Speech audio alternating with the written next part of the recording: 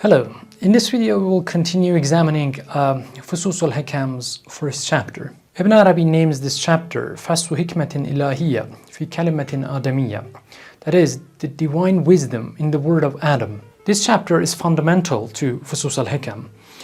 This is the place where he sets the foundation for his later discussions. But given that I have analyzed the previous sections of this chapter together with the preface in our previous videos, I will not be repeating them. Those are crucial. If you do not watch them, this video will not make any sense at all. Watch the preface first, then watch the initial part of the Fusus, initial part of the chapter 1 of the Fusus that I have elaborated, and then come back here. I will just summarize some points from the previous video so that we can proceed safely. For Ibn Arabi, fixed entities or ayana thabita are the intelligible forms of divine names in God's knowledge, and they are the whatness of corporeal things. The names and fixed entities are the link between the undetermined essence and the corporeal existence. The undetermined essence manages the corporeal world through the names, and the corporeal beings connect with the divine essence through their individual fixed entity. Number 3, Ibn Arabi's doctrine of wahdat al-wujud, that is, unity of existence or oneness of being, can be summarized as follows. Existence coexistence, that is the divine essence, which is absolute existence, manifests as fixed entities, which in turn manifest as corporeal entities. Therefore, existence, according to Ibn Arabi, is fundamentally one, and that is al-Haq, that is the real, the divine essence. And all levels of existence are manifestations of that same single reality. Now, let us proceed with the text.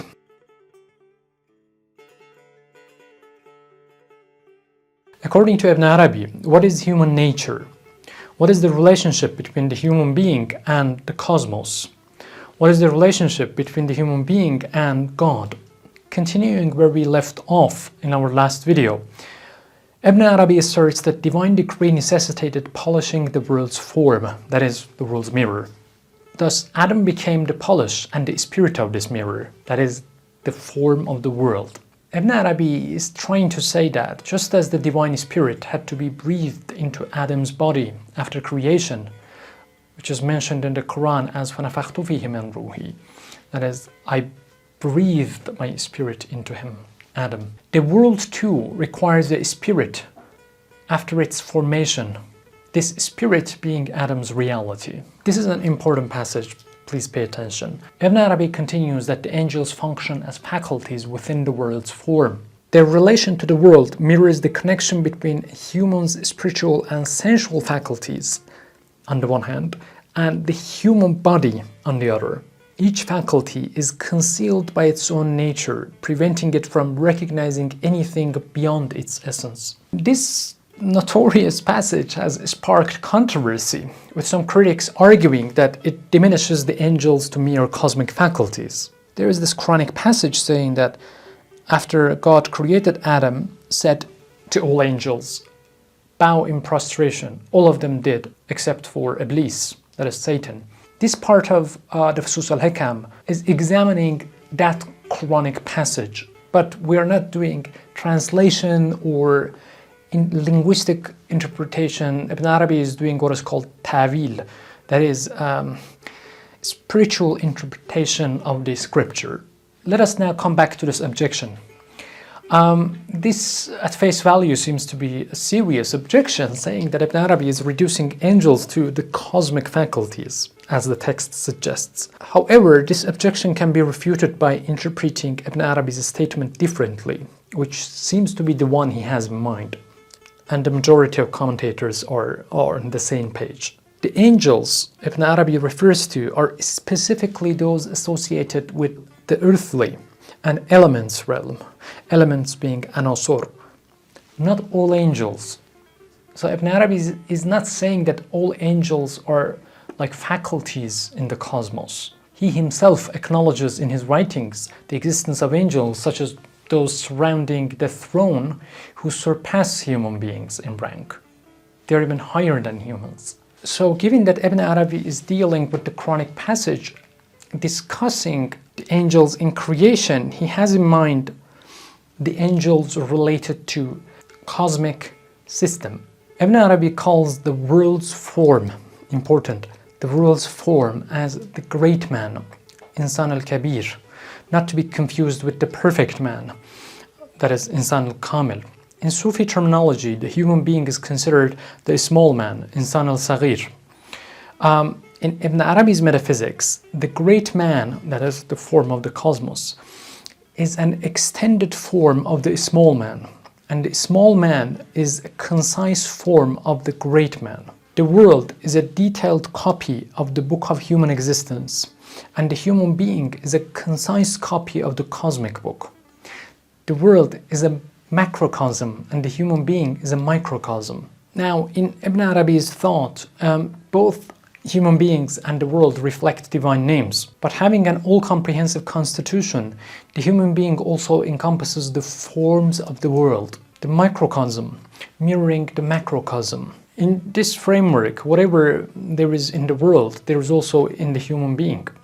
And here the human being denotes the perfect man, not every single individual human being who have not realized their spiritual potentials. You have to actualize those potentials so you reach that level. Narrowing the focus from the world to the human being. In a cryptic passage, characteristic of Ibn Arabi's difficult language, Ibn Arabi depicts the human as a tripartite being. He contends that the human being is eligible for every exalted rank and station because, quote, this is due to the divine all-comprehensiveness, which relates to the divine presence and to the sight of the reality of realities.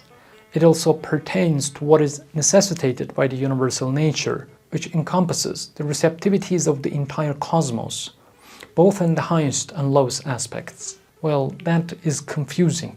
This is one of the toughest passages in the entire Fusus. The commentator's nightmare. They have been struggling to interpret this for centuries. This passage relates to three things, referring to humans' tripartite constitution or nature. The first is the divine presence. The second is the reality of realities, and the third is the universal nature. Let us examine what these three mean. The first term, divine presence, Janab al-Ilahi, refers to the essence characterized by divine names and attributes. That is the divine essence, not in its hadiyya stage, not in its absolute oneness stage, but in the stage where there are names and qualities. The second term, which the cryptic nature of this passage relates to, is the reality of realities, haqiqat al-haqa'iq. What does that mean? What is Ibn Arabi trying to say here? He doesn't directly define what reality of realities is, which is why this term, cornerstone of Ibn Arabi's thought, has been the subject of debates for Ibn Arabi scholars and commentators. Some equate it with the first determination of the essence, or the holy emanation, the most holy emanation, Fayz al-Aqdas. Some refer to it as the universal hayl, that is Hayyullah Kulli. Some refer to it as the world of God's knowledge. Some others refer to it as the Muhammadan reality. One of the most famous commentators of Ibn Arabi, Qayṣarī, sees the reality of realities as a divine/cosmic reality, but interprets it in this context as the realities of the possible, that is, the realities of the corporeal things in the world of God's knowledge. In other words, fixed entities. According to Qayṣarī, the reality of realities has this divine aspect and worldly aspect, but his explanation could be puzzling. The best definition I have seen from all the commentators, and I have read almost all of them, comes from William Chittick. He is, of course, drawing from the commentators like Qayṣarī, Kāshānī, but he has put it very accurately and very neatly. He equates the reality of realities with the Muhammadan reality and writes, the reality of realities is neither the necessary being, divine essence in its absolute stage, neither the necessary being nor the cosmos.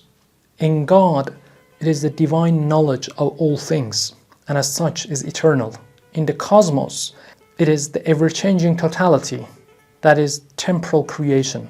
Ibn Arabi calls this in-God aspect of the reality of realities the most holy emanation, al-Fayz al-Aqdas, that is, God's self-disclosure to himself in himself, or the self-knowledge by which he knows every concomitant of his own infinity. Interestingly, Chittick extends this analysis further to the perfect man. According to him, the perfect man's fixed entity is identical with the reality of realities. Important.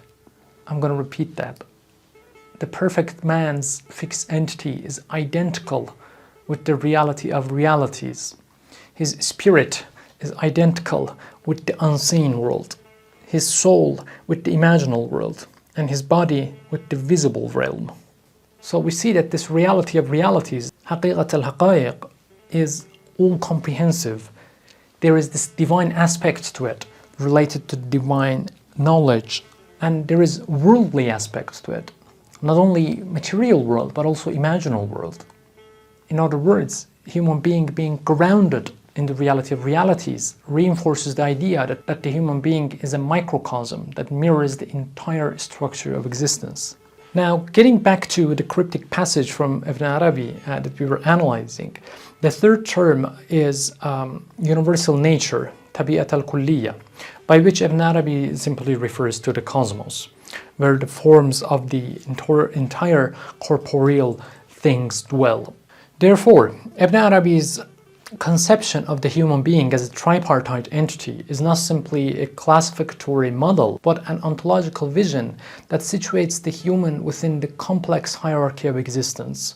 The divine presence connects the human to the divine names. The reality of realities connects human existence to the first divine manifestation, and the universal nature grounds him in the material world. These three aspects converge to define the human being as the locus of divine manifestation, bridging the eternal and the temporal. Ibn Arabi weaves together a framework in which the human being's significance, unique significance, lies precisely in their ability to encompass all realities, meaning that the human being is the only being who constitutes all the realities, that is, names and attributes, of the created beings. Because of this synthesis, Ibn Arabi asserts in the first chapter that the human constitution manifests all divine names.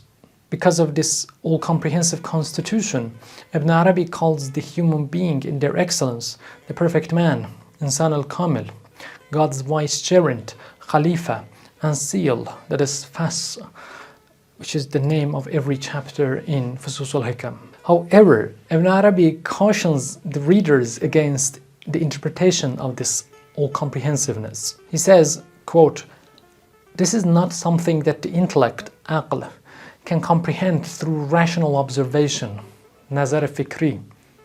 Rather, this mode of perception can only occur through the divine unveiling, kashf ilahi, by which one comes to know the foundation of the forms of the world that are receptive to their spirits." End quote. But we must be careful here. Ibn Arabi does not entirely reject the intellect. Rather, he criticizes the particular function, the intellect's attempt to grasp knowledge through rational reflection, nazar fikri, or basically reasoning faculty. Ibn Arabi differentiates between the intellect's capacities based on its different faculties. The faculty of reasoning, again, nazar fikri, which we see directly in the passage, enables the intellect to infer conclusions from the sensory data. Yet this limits its epistemic reach. However, the intellect's receptive and perceptive faculties possess greater potential.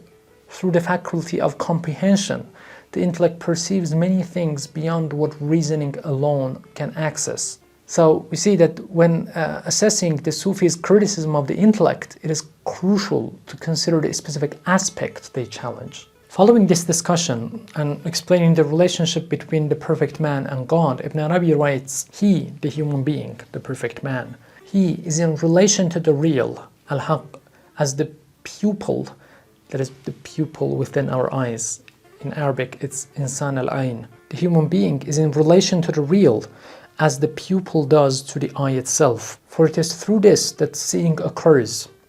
Hence, he is called the human, insan. For it is through him that the real, al-haq, looks at his creation and bestows mercy upon them. Chapter 1 of the Fusus al-Hikam consistently revolves around terms like sight, mirror, and eye. The pupil within the eye, on the one hand, as Ibn Arabi uses it, pertains to sight and mirror, while on the other hand, considering humans' role in cosmos, it, the pupil, signifies a human as the ultimate purpose of existence. As the Turkish commentator of Ibn Arabi, a contemporary Turkish commentator, Ekrem Demirli, puts it, just as the sight is useless without a pupil, the universe, devoid of the human being, remains a dull, lifeless mirror. Since the human being embodies the ultimate purpose of all existence, all beings have come into existence through him. God perceives creation and bestows mercy through the human being. And this is the function of the perfect man in the cosmos.